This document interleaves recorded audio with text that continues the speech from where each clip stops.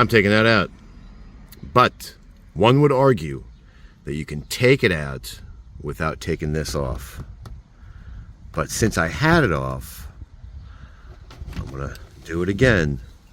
Putting it back is killer because this pulls in the way.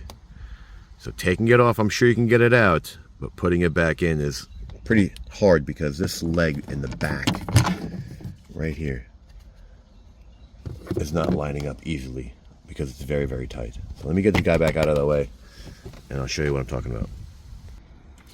So, with this and my finger going down at the same time, it snapped right out. Capiche? Capiche. So much easier. You see? So yes, you can argue the idea of getting it out with this pillar in place. I wouldn't. It's so easy to get this guy out of the way. Just do it. It'll make it so much easier. And there's two screws. Unfortunately, this car does not have the extra speakers, but that's how you get to them. And that's how I'll replace them with. And this is how you put it back as you fight a little bit, bend a little bit, and it will go back. Let's see. Let's make sure this puppy goes back properly. You see, you sort of have to come to the side and push it in. There you go.